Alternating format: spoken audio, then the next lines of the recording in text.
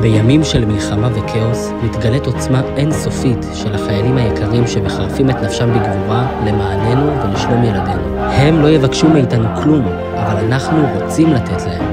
במהלך השירות שלי ביחידה מובחרת בעזה, במיוחד מ-7 באוקטובר, הנפש מתמודד עם סיטואציות מאוד מורכבות שקשה להתמודד איתן. אחד הדברים שהכי מחזקים אותך זה המפגשים עם אנשי חב"ד המסורים והנפלאים. נפגשנו איתם גם בשטח, גם בבסיסים, גם בבתי החב"ד. בכל מפגש הם הטעינו אותנו, את הנפש שלנו, בשמחה, תהיו בנו אמונה, תעזרו לנו בכל מה שרק צריך. שמעתי שהולכים לפתוח בית חב"ד במיוחד בשבילנו, שמחתי מאוד, כי ידעתי שדבר כזה יכול לחזק אותנו בכל המישורים.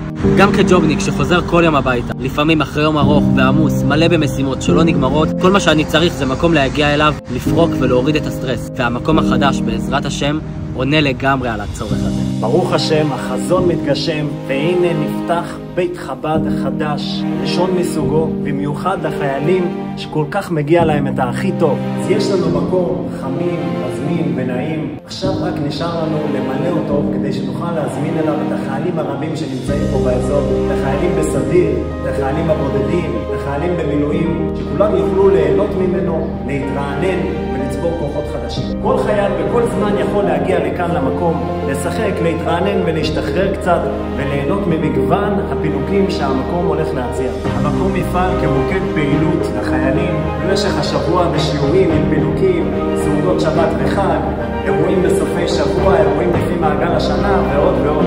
בשביל שכל זה יקרה, אנחנו צריכים אתכם איתנו. זה הזכות שלכם להיות שותפים בהקמה של כזה דבר גדול ולהיות חלק בהתייסדות של בית חב"ד מיוחד מאוד ולהוקיר תודה לחיילים היקרים שלנו. בשבילכם זה כמה שקלים, בשבילנו זה הרוח במפרשים שנותנת לנו לעשות את העשייה שלנו בצורה הטובה ביותר בכל ההיבטים. תודה לכם.